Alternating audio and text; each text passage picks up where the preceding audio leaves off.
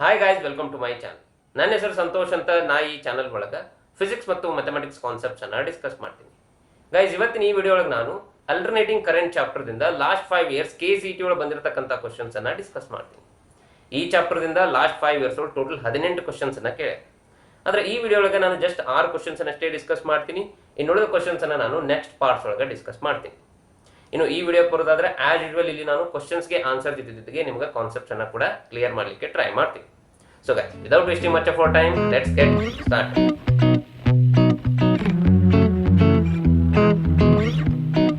Guys, ಮೊದಲಿಗೆ question number 1. ಈ question ಅನ್ನ 2016 ಒಳಗೆ ಕೇಳಿದ್ರು. ಕ್ವಶನ್ ಏನಪ್ಪಾ ಅಂತಂದ್ರೆ the RMS value of current in a 50 Hz AC circuit is 6 amperes. The average value of AC current over a cycle is option number 1 6√2, option number 2 3 divided by pi root 2, option number 3 0, option number 4 6 divided by pi root 2. Guys, alternating current in a property ಏನಪ್ಪಾ ಅಂತಂದ್ರೆ it varies like a sine function with respect to time. ಅಂದ್ರೆ alternating current ಒಳಗೆ I versus t graph ಅನ್ನು ನಾವು plot ಮಾಡಿದ್ರೆ it looks like a sine function. ಇದನ್ನ ನಾವು mathematically ಏನಂತ ಬರಿತೀವಿ? I is equal to Im sin omega t. ಇಲ್ಲಿ I ಅಂದ್ರೆ ಇನ್ಸ್ಟಂಟೇನಿಯಸ್ ಕರೆಂಟ್, Im ಅಂದ್ರೆ ಪೀಕ್ ವ್ಯಾಲ್ಯೂ ಅಥವಾ amplitude of the current, omega ಅಂದ್ರೆ ಆಂಗುಲರ್ ಫ್ರೀಕ್ವೆನ್ಸಿ, t ಅಂದ್ರೆ ಟೈಮ್. ಇನ್ನು ಕ್ವಶನ್ ಬರೋದಾದ್ರೆ ಕ್ವಶನ್ ಒಳಗೆ ಒಂದು ಅಲ್ಟರ್ನೇಟಿಂಗ್ ಕರೆಂಟಿನ ಫ್ರೀಕ್ವೆನ್ಸಿಯನ್ನು ಕೊಟ್ಟಾರ which is equal to 50 hertz ಮತ್ತು ಅದರದ RMS ವ್ಯಾಲ್ಯೂ ಆಫ್ ಕರೆಂಟ್ ಕೂಡ ಕೊಟ್ಟಾರ which is equal to 6 ampere. ಇಲ್ಲಿ ನಾವು ಏನು ಕಂಡು ಹಿಡಿಬೇಕಪ್ಪ ಅಂತಂದ್ರೆ we need to find average value of current over one cycle. ಒಂದು ಸೈಕಲ್ ಒಳಗೆ ಈ ಕರೆಂಟ್ನ ಎವರೇಜ್ ವ್ಯಾಲ್ಯೂ ಎಷ್ಟು ಇರ್ತೈತಿ ಅನ್ನೋದನ್ನ ಕಂಡು ಹಿಡಿಬೇಕು. ಇಲ್ಲಿ ಈ ಗ್ರಾಫ್ ಒಳಗೆ ನೀವು ಇಲ್ಲಿದ ಈ ಪಾರ್ಟ್ ಏನು ನೋಡ್ತಿರಲ್ಲ, ಇಲ್ಲಿ ತನ 0 to t ಇಷ್ಟು ಪಾರ್ಟ್ ಏನೈತಿಲ್ಲ ಇದನ್ನ ನಾವು ಒಂದು ಸೈಕಲ್ ಅಂತ ಹೇಳಿ ಕರಿತೀವಿ. ಯಾಕಪ್ಪ ಅಂತಂದ್ರೆ ಇಷ್ಟು ಪಾರ್ಟ್ ಒಳಗೆ ಕರೆಂಟ್ ಏನೈತಿಲ್ಲ 0 to positive highest value reach ಆಗುತ್ತೆ, ಮತ್ತೆ ಕಡಿಮೆಯಾಗಿ 0ಕ್ಕೆ ಬರುತ್ತೆ, ಮತ್ತೆ ನೆಗೆಟಿವ್ ಹೈಯೆಸ್ಟ್ ವ್ಯಾಲ್ಯೂ ರೀಚ್ ಆಗಿ ಮತ್ತೆ 0ಕ್ಕೆ ಬರ್ತದೆ. ಸೊ ಇಷ್ಟು ಪಾರ್ಟ್ ಅನ್ನು ನಾವು ಒಂದು ಸೈಕಲ್ ಅಂತ ಹೇಳಿ ಕರಿತೀವಿ. ಇನ್ನು time from here to here ಇಷ್ಟೇನು ಟೈಮ್ ಪೀರಿಯಡ್ ಐತೆ ಇದನ್ನ ಟೈಮ್ ಪೀರಿಯಡ್ ಅಂತ ಹೇಳಿ ಕರಿತೀವಿ. ಈ ಪೀರಿಯಡ್ ಅನ್ನ ನಾವು ಟೈಮ್ ಪೀರಿಯಡ್ ಅಂತ ಹೇಳಿ ಕರಿತೀವಿ. ಸೊ ಇಲ್ಲಿ over one period of cycle ನಮಗೆ ಎವರೇಜ್ ವ್ಯಾಲ್ಯೂ ಎಷ್ಟೈತಿ ಕರೆಂಟ್ ಅನ್ನೋದನ್ನ ನಾವಿಲ್ಲಿ ಕಂಡು ಹಿಡಿಬೇಕು. ಅದಕ್ಕೆ ಮ್ಯಾಥಮೆಟಿಕಲ್ ಎಕ್ಸ್ಪ್ರೆಷನ್ ಏನಪ್ಪ ಅಂತಂದ್ರೆ I average is equal to 1 divided by t integral of I dt from 0 to t. So ಈ ಇಂಟಿಗ್ರಲ್ ಅನ್ನು ನಾವು ಕ್ಯಾಲ್ಕುಲೇಟ್ ಮಾಡಿದ್ರೆ ನಮಗೆ ಎವರೇಜ್ ವ್ಯಾಲ್ಯೂ ಸಿಗ್ತದೆ. ಇಲ್ಲಿ I equal to Im sin omega t ಅಂತ ಹೇಳಿ ತುಂಬಿಕೊಂಡು ನೀವು ಇಂಟಿಗ್ರೇಷನ್ ಮಾಡಿದ್ರೆ ನಿಮ್ಗೆ ವ್ಯಾಲ್ಯೂ 0 ಬರ್ತದೆ. ಇನ್ಫ್ಯಾಕ್ಟ್ ನಾವು ಈ ಇಂಟಿಗ್ರೇಷನ್ ಸಾಲ್ವ್ ಮಾಡ್ಲಾರ್ದನೆ ಎವರೇಜ್ ವ್ಯಾಲ್ಯೂ 0 ಐತೆ ಅಂತ ಹೇಳಿ ಹೇಳ್ಬೋದು. ಅದು ಹೆಂಗಪ್ಪ ಅಂತಂದ್ರೆ ಇಲ್ಲಿ ನೀವು ನೋಡ್ರಿ ಈ ಗ್ರಾಫ್ ಒಳಗೆ for every positive value of I ಅದರಷ್ಟೇ ನಮಗೆ ಒಂದು ನೆಗೆಟಿವ್ ವ್ಯಾಲ್ಯೂ ಸಿಗ್ತೈತಿ. ಸೊ ಒಂದು ಪಾಸಿಟಿವ್ ವ್ಯಾಲ್ಯೂ ಸಿಗ್ತಂದ್ರೆ ಅದರಷ್ಟೇ ನೆಗೆಟಿವ್ ವ್ಯಾಲ್ಯೂ ಸಿಗ್ತೈತಿ.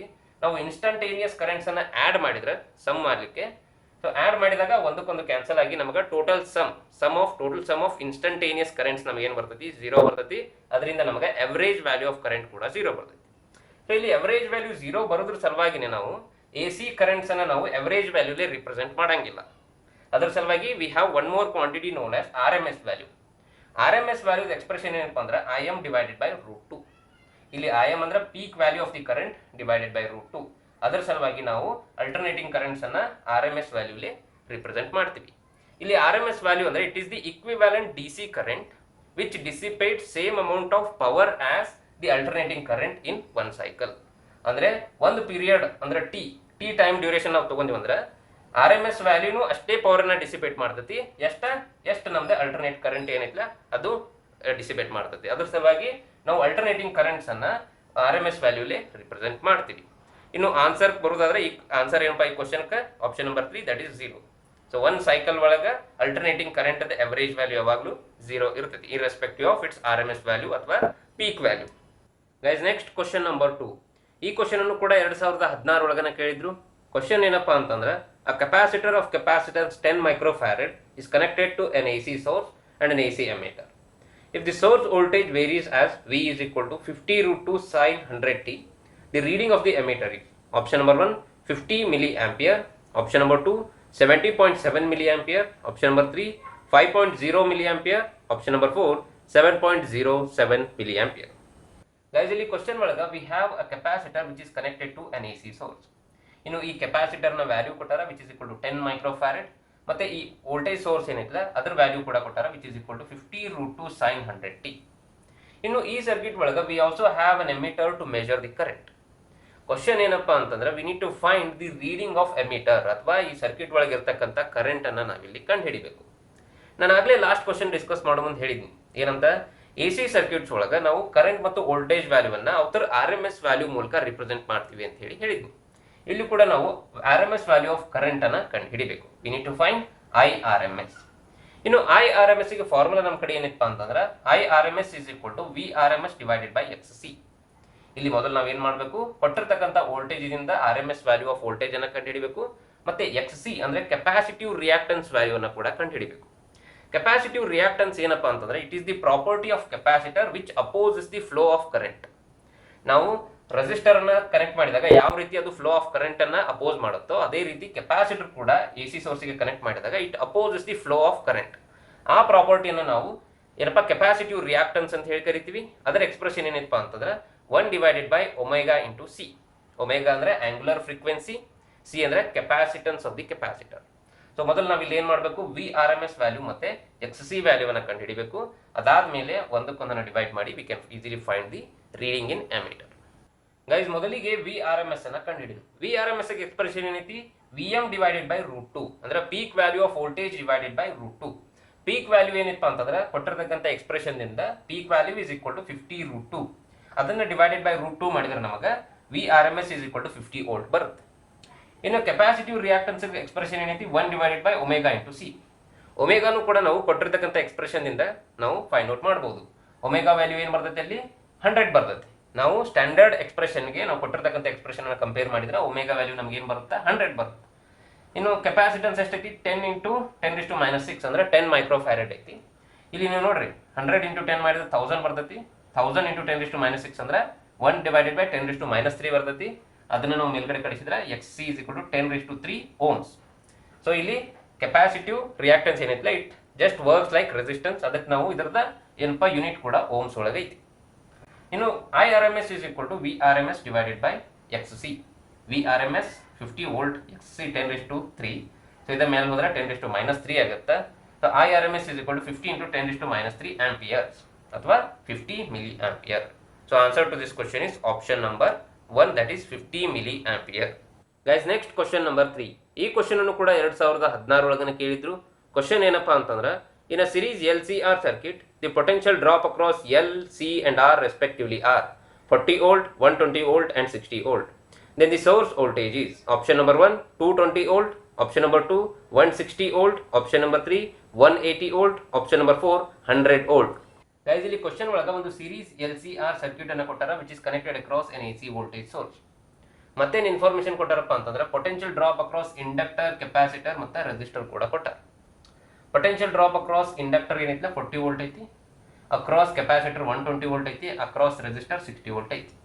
These are basically the R M S values of potential drop across these 3 components. Question ಏನಪ್ಪಾ ಅಂತಂದ್ರೆ ನಾವು using these 3 values we need to calculate the R M S value of A C voltage source. ಈ A C voltage ಸೋರ್ಸಿನ R M S ವ್ಯಾಲ್ಯೂವನ್ನು ನಾವಿಲ್ಲಿ ಕಂಡು ಹಿಡಿಬೇಕು. ಇಲ್ಲಿ ಮೇನ್ ಪಾಯಿಂಟ್ ಏನಪ್ಪಾ ಅಂತಂದ್ರೆ across these 3 components inductor, capacitor ಮತ್ತು ರೆಸಿಸ್ಟರ್ ಮೇಲೆ ಏನೇನು ವೋಲ್ಟೇಜಸ್ ಇರ್ತಾವಲ್ಲ ಅವು ಒಂದೇ ಫೇಸ್ ಒಳಗಿರಂಗಿಲ್ಲ. They are not in same phase. ಅದ್ರ ಸಲುವಾಗಿ ನಾವು ಇದ್ರನ್ನ ಸಿಂಪ್ಲಿ ಆ್ಯಡ್ ಮಾಡಲಿಕ್ಕೆ ಬರೋದಿಲ್ಲ. ಅದಕ್ಕೊಂದು ಸ್ಪೆಷಲ್ ಫಾರ್ಮುಲಾ ಐತೆ ನಮ್ಮ ಕಡೆ ಏನೈತಿ, V is equal to √VR² plus V C minus V L whole square. V R M S of the source is equal to V R ಅಂದ್ರೆ R M S value of voltage across the resistor, V C ಅಂದ್ರೆ R M S value of voltage across the capacitor, V L ಅಂದ್ರೆ R M S value of voltage across inductor. So V is equal to √VR² plus V C minus V L whole square ಐತಿ. ಈ formula ಹೆಂಗೆ ಬಂತು ಅನ್ನೋದಕ್ಕೆ ನಾನು ಒಂದು separate video ಮಾಡ್ತೀನಿ. So basically this is the formula for this problem. So ನಾವೇನು ಮಾಡಬೇಕು ಅಂತಂದ್ರೆ ಈ ಫಾರ್ಮುಲಾ ಒಳಗೆ ಈ ವ್ಯಾಲ್ಯೂಸ್ ಅನ್ನ ಸಬ್ಸ್ಟಿಟ್ಯೂಟ್ ಮಾಡ್ಕೊಂಡು ಈಗ ಆನ್ಸರ್ ಅನ್ನ ಕಂಡುಹಿಡಿಬೇಕು. ಗೈಸ್ ಇಲ್ಲಿ ಈ ಎಕ್ಸ್ಪ್ರೆಷನ್ ಒಳಗೆ ನಾವು ವ್ಯಾಲ್ಯೂಸ್ ಅನ್ನ ಸಬ್ಸ್ಟಿಟ್ಯೂಟ್ ಮಾಡ್ಕೊಂಡ್ರೆ V is equal to √60² plus 120 minus 40 whole square. 60² ಅಂದ್ರೆ 3600, 120 ಮೈನಸ್ 40 ಅಂದ್ರೆ 80, ಅದರ ಸ್ಕ್ವೇರ್ ಅಂದ್ರೆ 6400. V is equal to 3600 plus 6400 under root. ಇವೆರಡು ಕೂಡಿಸಿದ್ರೆ ನಮಗೆ 10,000 ಬರ್ತೈತಿ. V is equal to √10,000 which is equal to 100 volt. So R M S value of A C voltage source is equal to 100 volt. Guys next question number 4. ಈ question ಅನ್ನು ಕೂಡ 2016 ಒಳಗನೆ ಕೇಳಿದ್ರು. Question ಏನಪ್ಪಾ ಅಂತಂದ್ರೆ in a series LC-R circuit an alternating EMF V and current I are given by the equation V equal to V0 sin omega t, I equal to I0 sin omega t plus pi by 3. The average power dissipated in the circuit over a cycle of AC is option number 1 V naught I naught divided by 2. Option number 2, V naught I naught divided by 4. Option number 3, root 3 by 2 V naught I naught. Option number 4, 0. Guys, in the question we have a series LC-R circuit which is connected to an AC source. In the question voltage ಮತ್ತು current ಎರಡಕ್ಕೂ expressions ಅನ್ನು ಕೊಟ್ಟ. Voltage V is equal to V naught sin omega t, current I is equal to I naught sin omega t plus pi by 3. ಇಲ್ಲಿ question ಏನಪ್ಪಾ ಅಂತಂದ್ರೆ we need to find the average power dissipated in this circuit. ಈ circuit ಒಳಗೆ dissipate ಆಗ್ತಕ್ಕಂಥ average power ಅನ್ನು ನಾವಿಲ್ಲಿ ಕಂಡುಹಿಡಿಯಬೇಕು. Guys, in general ಒಂದು AC ಸರ್ಕ್ಯೂಟ್ ಒಳಗೆ ಪವರ್ ಎಷ್ಟು ಡಿಸಿಪೇಟ್ ಆಗುತ್ತಾ ಅನ್ನೋದಕ್ಕೆ ನಮ್ಮ ಕಡೆ ಎಕ್ಸ್ಪ್ರೆಷನ್ ಏನೈತಿ, power P is equal to IRMS into VRMS into cos phi. ಇಲ್ಲಿ IRMS ಅಂದ್ರೆ RMS value of current, VRMS ಅಂದ್ರೆ RMS value of voltage, cos phi ಒಳಗ phi is the phase difference between the voltage and the current. Voltage ಮತ್ತು current ಮಧ್ಯೆ ಇರತಕ್ಕಂಥ face difference ಅನ್ನು ನಾವು phi ಅಂತ ಹೇಳಿ ಕರಿತೀವಿ.